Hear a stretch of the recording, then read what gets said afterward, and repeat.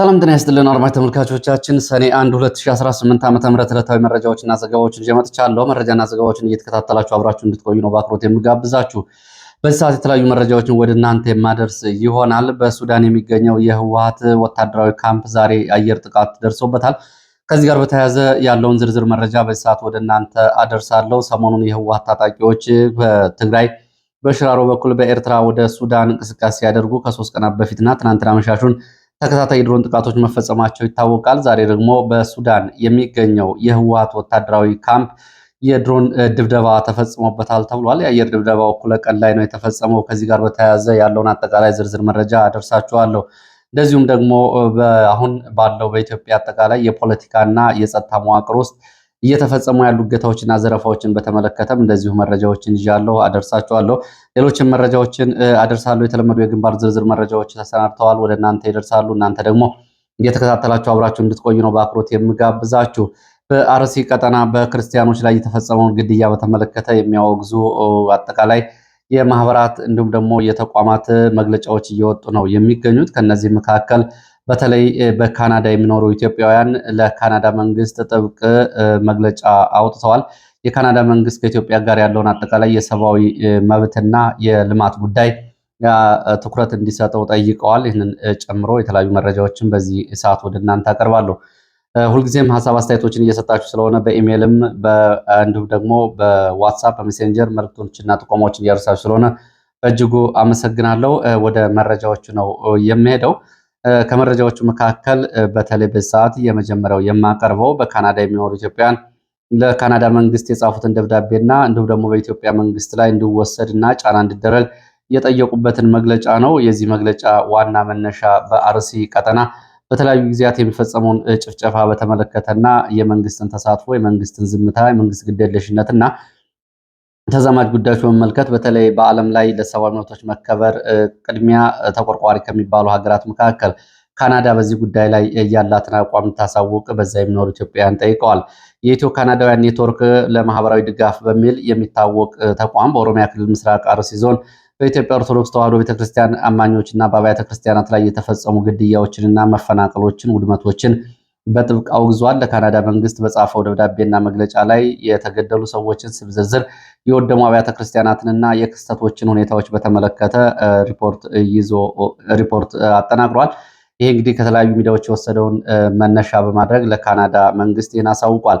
ጥቃቱ ተደጋጋሚና መዋቅራዊ ስለመሆኑም ገልጿል። መግለጫው አሁን የተፈጸመው ጥቃት ለይቶ የተከሰተ ሳይሆን ተከታታይነት ያለውና በሂደት እየመጣ ነው። ባለፈው መጋቢት የካቲት ጀምሮ በሸርካ በመርቲ ወረዳዎች ለቀናት በዘለቀ ጥቃት ከ34 በላይ ሰዎች መገደላቸውን፣ የካቲት መገባደጃ ላይ በገበያ ቦታና በቤተ ክርስቲያናቱ 30 የሚጠጉ ሰዎች መገደላቸውን፣ በሚያዚያም እንደዚሁ በተመሳሳይ ሰዎች መገደላቸውን እና በአካባቢው ያለው በሃይማኖትና ብሔርን ማንነት ያደረገ ስልታዊ ጥቃቶች መሆናቸውን ገልጿል።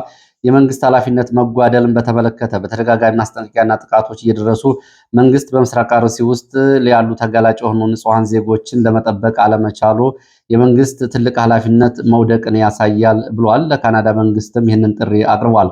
የድርጅቱ የካናዳ መንግስትና የውጭ ጉዳይ ዓለም አቀፍ ልማት ኮሚቴ በኢትዮጵያ ጉዳይ ላይ ዝምታን መርጠው በዲፕሎማሲያዊ መንገድ ብቻ ከመነጋገር ባለፈ የሚከተሉትን ይፋዊ እርምጃዎች እንዲወስድ የካናዳ መንግስት ማህበሩ ጠይቋል። አንደኛ፣ በምስራቅ አርሲ ኦርቶዶክስ አማኞች ላይ የተፈጸመውን ተደጋጋሚ ጥቃት፣ በአምልኮ ቦታዎች ላይ የደረሰውን ውድመት በተመለከተ በይፋ የካናዳ መንግስት እንዲያወግዝ፣ የኢትዮጵያ መንግስት ንጹሐንን እንዲጠብቅ፣ የተፈናቀሉትን በሰላም እንዲመልስና ተጨማሪ ጥቃቶችን እንዲከላከል ተጽዕኖ እንዲያደርግ፣ በፌዴራልና በክልል ደረጃ ግልጽ፣ ገለልተኛና ታማኝ ምርመራ ተካሂዶ ጥቃቱን የፈጸሙ ያነሳሱ፣ ጥቃቱን መከላከል ሲገባቸው ቸል ያሉ የመንግስት አካላት በህግ እንዲጠየቁና ግፊት እንዲያደርግ የካናዳ መንግስት፣ በኦሮሚያ በምስራቅ አርሲ ገለልተኛ ሰብአዊ መብት ተሟጋቾች ገብተው ክትትልና ሪፖርት ይፋ እንዲያደርጉ፣ ለእነዚህም ድጋፍ እንዲደረግ፣ ካናዳ ከኢትዮጵያ ጋር የምታደርገውን የዲፕሎማሲ ግንኙነት ማዕከላዊነቱ እንዲጠብቅ፣ የዜጎችን ጥበቃ፣ የሃይማኖት ነጻነትና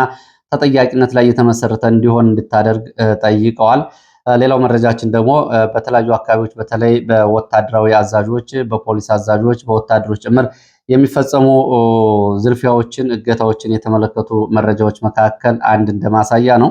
እንግዲህ ይሄ ቃል በቃል ከደብረ ታቦር አካባቢ እስቴ መካነ ኢየሱስ ከተማ የመጣ መረጃ ነው። መካነ ኢየሱስ እስቴ አካባቢ አንድ ወታደር አንድ ወጣትን በማስፈራራት ገንዘብ መቀበሉን በተመለከተ እየተላከ ነው። ይሄ በነገራችን ላይ ቀለል ያለ የግለሰብ ጉዳይ ይመስላል። ግን ወታደር ተሰማርቶ በሚገኝበት የአማራ ክልልና በአዲስ አበባን ጨምሮ በተለያዩ አካባቢዎች የሚፈጸም በዜጎች ላይ በጸጥታ መዋቅር በፖለቲካ ሰዎች የሚፈጸም ግፍና ሰቆቃን የሚያሳይ ነው። እንግዲህ አንድ ወታደር አንድ ወጣት ታጥቆ እየተንቀሳቀሰ በነበረበት ጊዜ የታጥቆ የሚንቀሳቀሰው ወታደሩ ነው ጠርቶ እያስፈራራ ፈልግሃለሁ ይለዋል። ለምን ትፈልገኛለህ የሚል ምላሽ ሰጠዋል። ገንዘብ አምጣ ይለዋል። በቀጥታ መንገድ ላይ የያዘውን ወጣት ገንዘብ የለኝም፣ በእጄ ላይ ገንዘብ ያለኝ በሞባይል ላይ ነው ይለዋል። ሞባይል መኒ በመጠቀም ገንዘብ እንዲያስተላልፍ ያደርገዋል።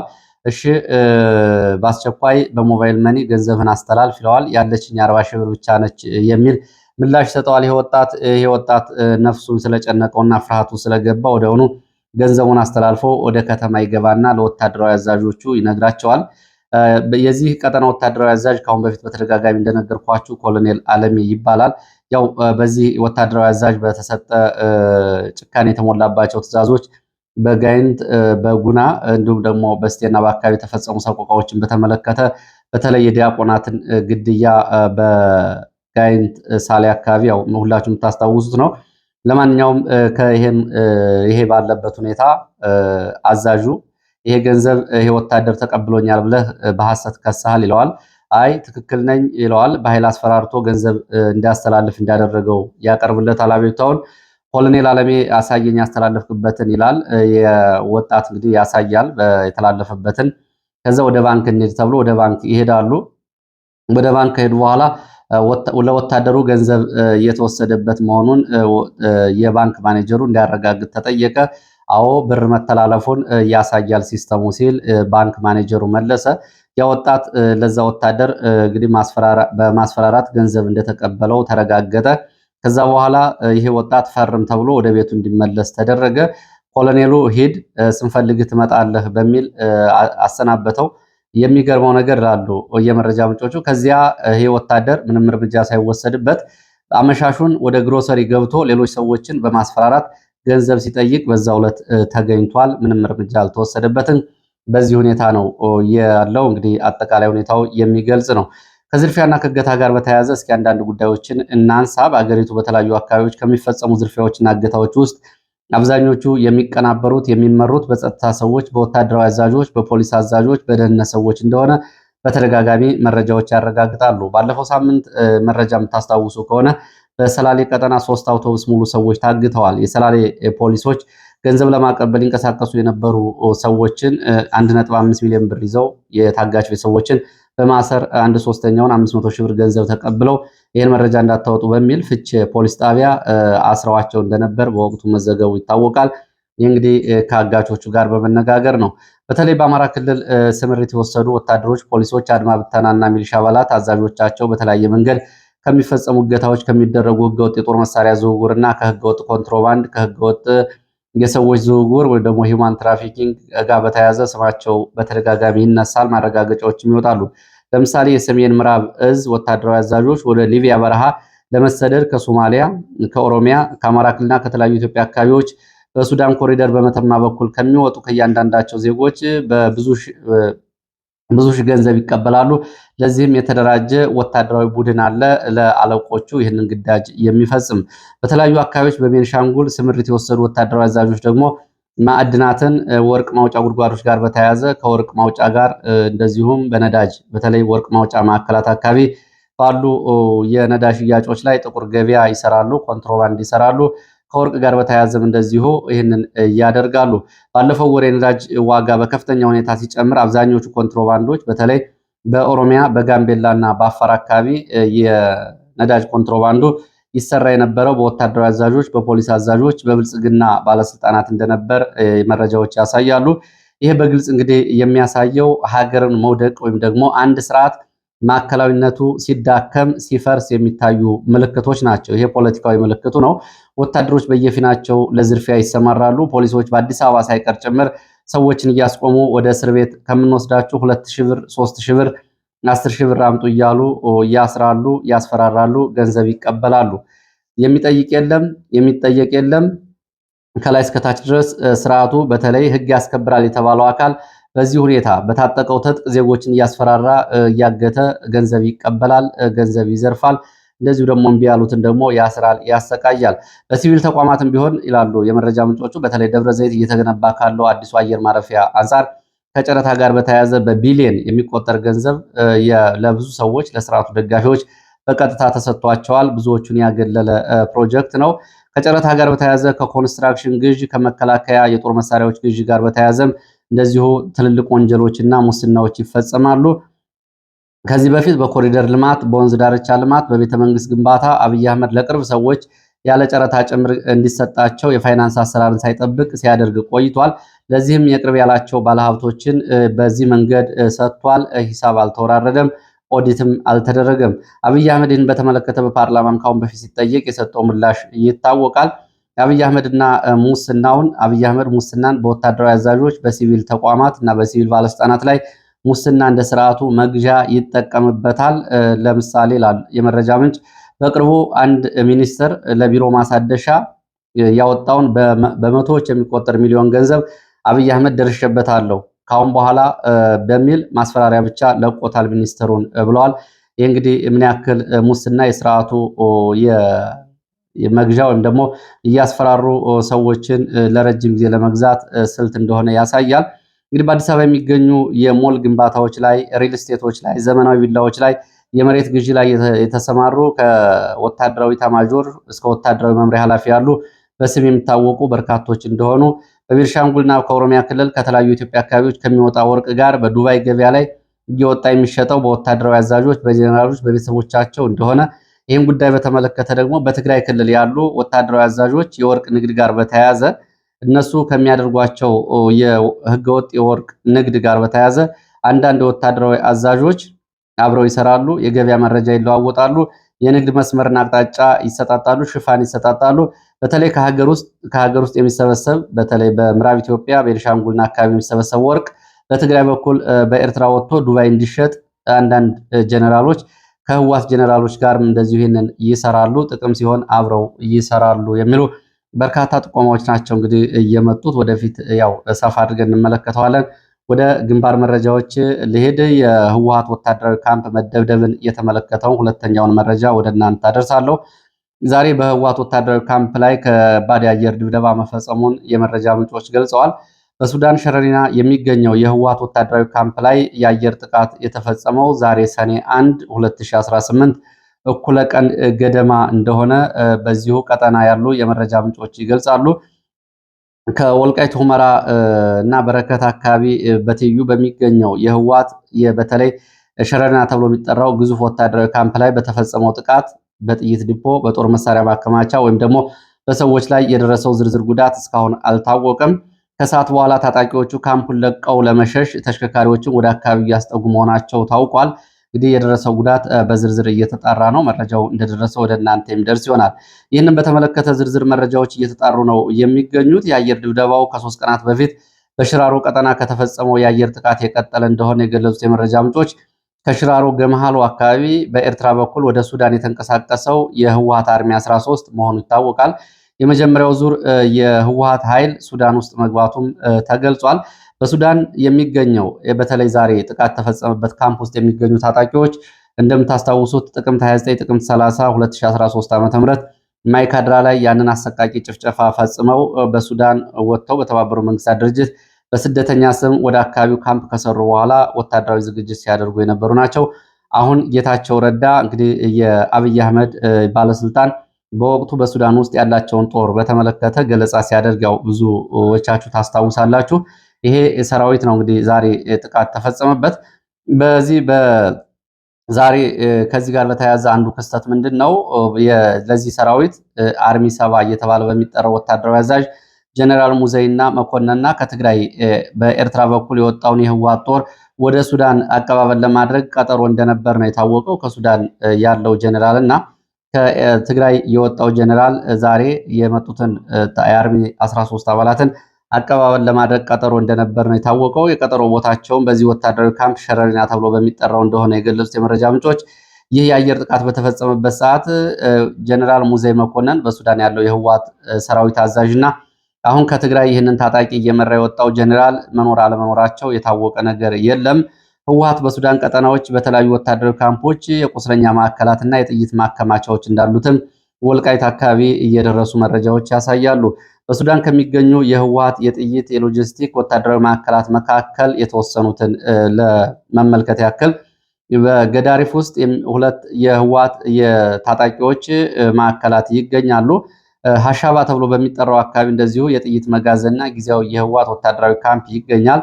መድኔ ተብሎ በሚጠራ ቦታ ደግሞ ወደ ካርቱም በሚወስድ ዋና መንገድ ላይ እዚህ ቦታ ላይ የህወሓት ወታደራዊ ካምፖች፣ የቁስለኞች ማዕከልና የህክምና ጣቢያ ይገኛል። ጀነራል አልቡርሃን ጎን ሆነው የተዋጉ የህወሓት ታጣቂዎች በነበረው ውጊያ አካል ጉዳተኛ የሆኑ የሚገኙበት ማዕከል ነው። ይሄ መደኔ ተብሎ በሚጠራው አካባቢ ጊዜያዊ የቁስለኞችና የማገገሚያ ማዕከል ነው። ሌላው ዘሃና ተብሎ የሚጠራ ቦታ ነው። ይህ ቦታ በኢትዮጵያ ድንበር ቅርብ ርቀት ላይ የሚገኝ ነው። መካናይዝድ ኃይል ለማቋቋም በሱዳን ያለው የህወሓት ታጣቂ እዚህ አካባቢ እንቅስቃሴ እያደረገ እንደሆነ የወጡ መረጃዎች ያሳያሉ። ሌላው ኩምብሪ ሃንቱ ተብሎ የሚጠራ ቦታ በአረበኛ እንግዲህ ድልድይ ስር እንደማለት ነው ብለዋል የመረጃ ምንጮቹ። በዚህ አካባቢም አዲስ የህወሓት ታጣቂዎች ወታደራዊ ካምፕ እያቋቋሙ ነው። እነዚህ የሚጠሩት በሙሉ ሱዳን ውስጥ ያሉ ናቸው። በእነዚህ በጊዜያዊ የህወሓት ካምፖች ያገለገሉ ያሉ የሚገኙ ቦታዎች እንደሆኑ ተገልጿል።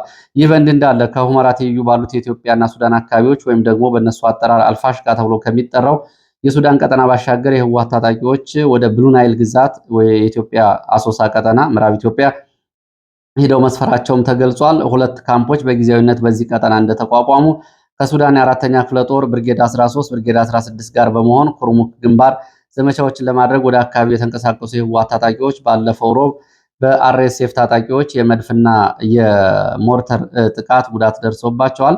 በዚህ ቀጠና አልደማዚን ተብሎ በሚጠራና አልማክራ ተብሎ በሚጠሩ አካባቢዎችም የህወሓት ታጣቂዎች ስምሪት እንደወሰዱ ይታወቃል።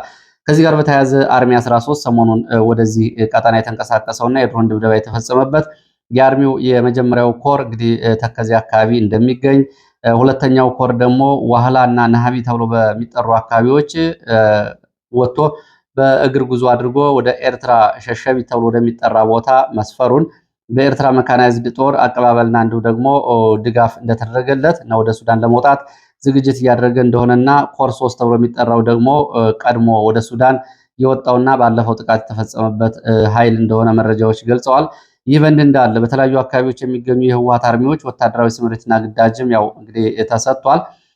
ወደ ሱዳን ከተንቀሳቀሰው አርሚ ባሻገር በትግራይ ውስጥ የሚገኙ አርሚዎችም ከትላንት ጀምሮ ወታደራዊ ግዳጅና ስምሪት ተሰጥቷቸዋል። ይህ በእንዲህ እንዳለ ደግሞ እንግዲህ ይህንን በወታደራዊ እንቅስቃሴና ግዳጅ ባለበት ሁኔታ በትግራይ ጉዳይ እሰራለሁ የሚለው የጌታቸው ረዳ ፓርቲ ዛሬ መግለጫ አውጥቷል።